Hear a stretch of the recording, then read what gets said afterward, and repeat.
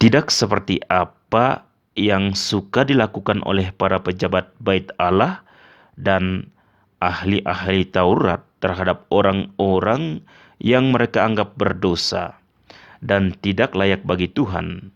Itulah sebabnya hari ini kita semua sebagai orang Kristiani, kita semua diingatkan bahwa kita perlu bertumbuh dalam kasih dan pengabdian kita yang sejati kepada Tuhan. Kita tidak boleh membiarkan prasangka dan keinginan kita, keegoisan dan kesombongan kita berada di antara kita dan Tuhan.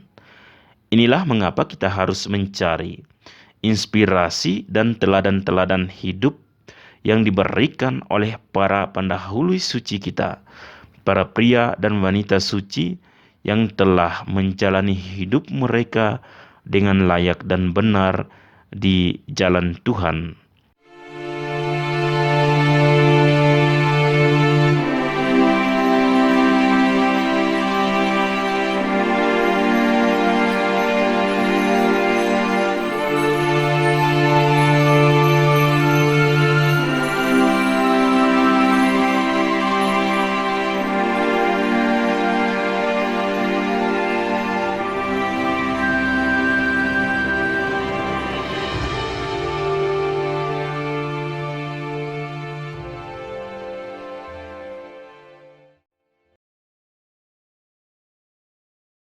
Selamat pagi, saudara dan saudariku yang terkasih di dalam Tuhan kita Yesus Kristus.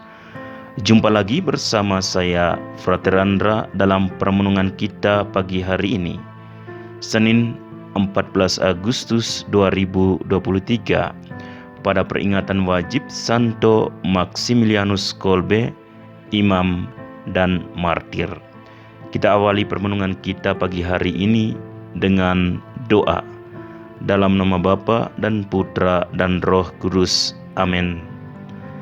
Allah Bapa di dalam kerajaan surga, kami bersyukur kepadamu untuk hari baru yang boleh kami nikmati ini.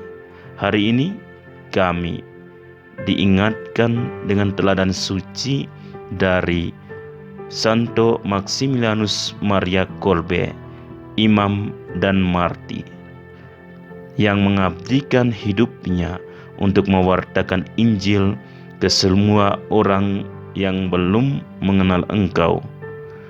Ia menjadi inspirasi dan teladan hidup bagi kami, karena hidupnya begitu mulia di hadapan semua orang, sehingga ia dapat menarik semua orang yang belum mengenal Tuhan menjadi lebih dekat kepada Engkau dan membaktikan hidup mereka untuk memuji dan memuliakan keagungan-Mu di dunia ini.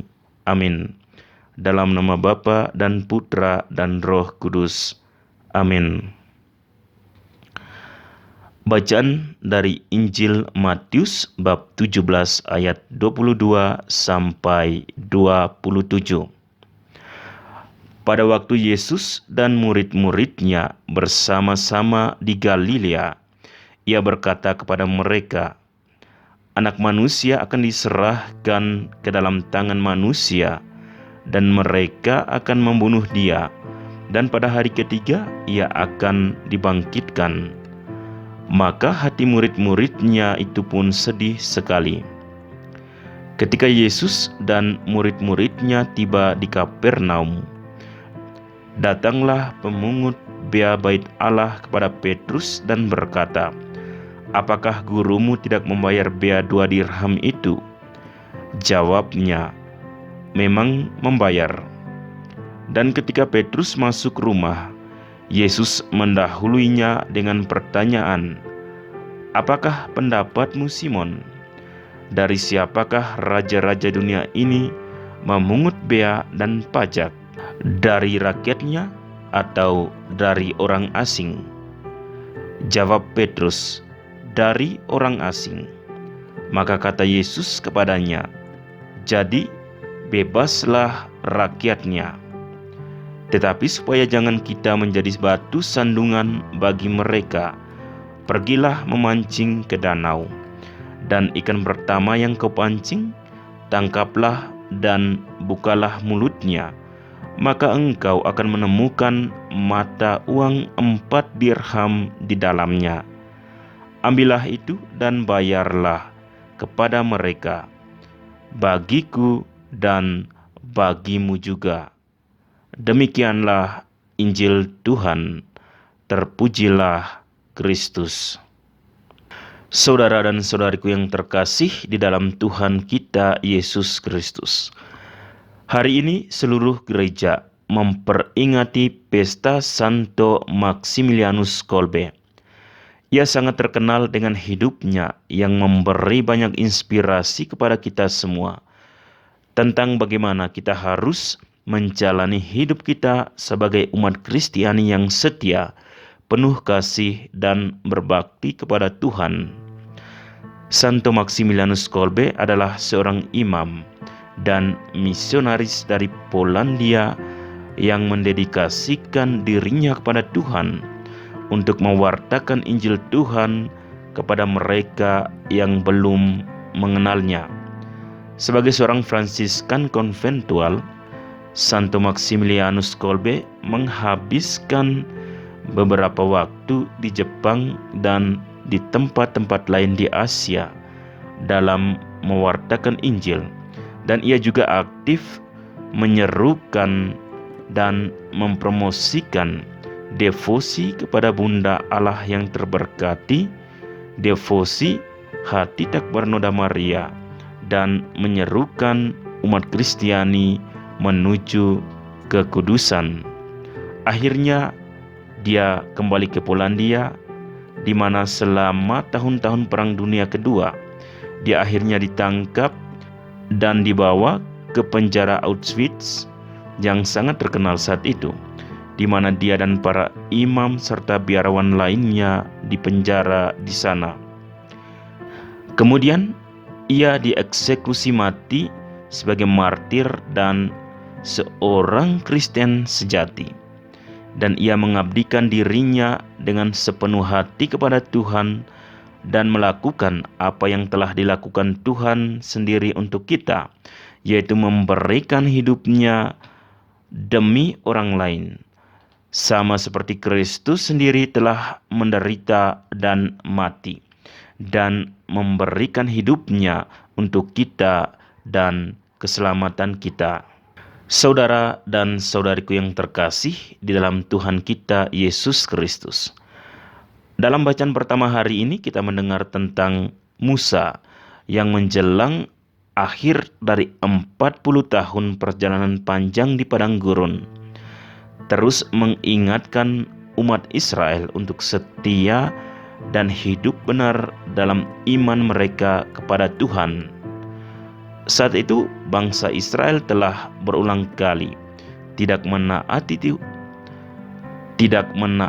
hukum dan perintah-perintah Tuhan, dan mereka tidak mematuhi pengingat yang Tuhan dan hambanya Musa berikan kepada mereka, dan bahwa perjalanan panjang 40 tahun adalah bagian dari hukuman itu, karena ketidaksetiaan akan iman dan komitmen mereka terhadap hukum dan pemberontakan mereka terhadap kasih Allah yang paling murah hati.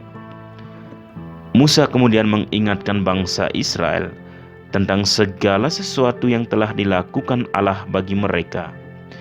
Dia mengingatkan mereka tentang perjanjian yang telah dibuat dan ditetapkan Tuhan dengan mereka dan keturunan mereka, dan apa yang harus mereka lakukan sebagai bagian dari perjanjian itu, yaitu berjalan dengan setia dan benar dalam seluruh hidup mereka, dalam tindakan, perkataan, dan perbuatan mereka.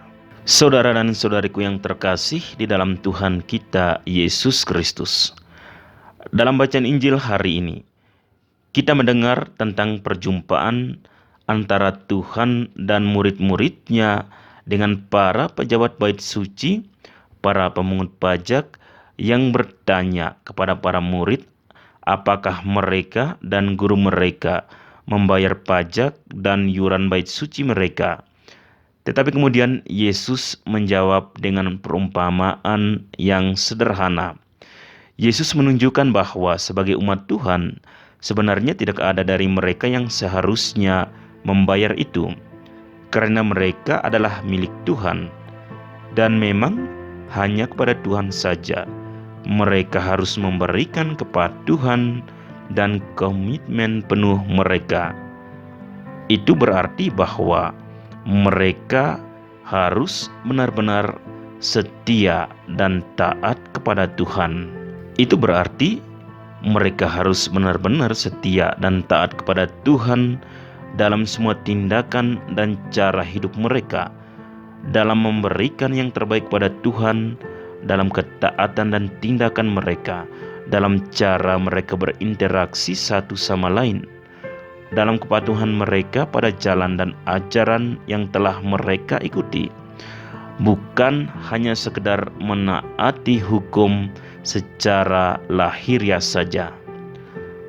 Orang-orang Farisi, ahli-ahli Taurat, para pejabat bait Allah, dan pemungut pajak seringkali terlihat saleh secara lahiriah dan sangat tegas dalam bagaimana menjalankan hukum dan perintah-perintah Allah yang harus dilaksanakan dalam hidup bermasyarakat. Dan mereka mengadopsi aturan yang sangat ketat ini dengan suatu interpretasi yang sangat-sangat kaku. Namun, karena penekanan yang berlebihan pada cara mereka mematuhi dalam menerapkan hukum dan perintah itu, mereka akhirnya kehilangan pandangan tentang komitmen penuh mereka kepada Tuhan. Ego dan kesombongan mereka, ambisi dan keterikatan duniawi mereka, dan menghalangi mereka untuk benar-benar setia kepada Tuhan. Karenanya, saudara dan saudariku yang terkasih, hari ini kita diingatkan akan hal yang sama yang telah diingatkan oleh Musa kepada umat Tuhan dalam bacaan pertama hari ini, bahwa Tuhan mencintai kita masing-masing sama dan luar biasa, dan Tuhan tidak membeda-bedakan atau mendiskriminasikan siapapun dari kita. Tidak seperti apa yang suka dilakukan oleh para pejabat bait Allah dan ahli-ahli Taurat terhadap orang-orang yang mereka anggap berdosa dan tidak layak bagi Tuhan. Itulah sebabnya hari ini kita semua sebagai orang Kristen, kita semua diingatkan bahwa kita perlu bertumbuh dalam kasih dan pengabdian kita yang sejati kepada Tuhan. Kita tidak boleh membiarkan prasangka dan keinginan kita, keegoisan dan kesombongan kita berada di antara kita dan Tuhan.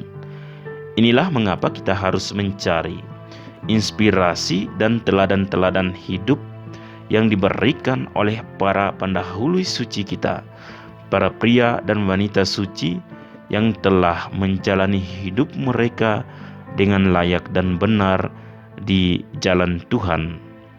Tuhan memberkati kita semua. Amin.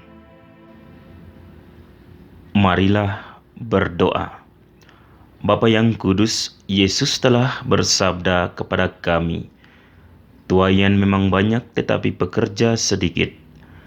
Karena itu mintalah kepada Tuhan yang empunya tuaian, supaya ia mengirimkan pekerja-pekerja untuk tuaian itu. Oleh karena itu, kami berdoa kepadamu dengan keyakinan sesuai dengan harapan hatinya.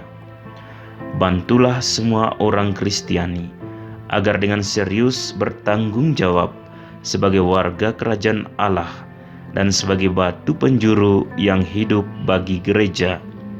Pilihlah dari antara umatmu pekerja-pekerja kerasulan, imam, diakon, biarawan-biarawati, dan rasul-rasul awam, sehingga kabar sukacita dimaklumkan kepada semua bangsa dan belas kasih-Mu diketahui oleh semua saudara dan saudari kami. Amin. Maria, Ratu para Rasul, doakanlah kami. Para Rasul Kudus, doakanlah kami. Santo Fransiskus dari Assisi, doakanlah kami. Padre Eusebio Menar y Señor Hector Duran, jadilah perantara bagi kami. Amin. Dalam nama Bapa dan Putra dan Roh Kudus. Amin.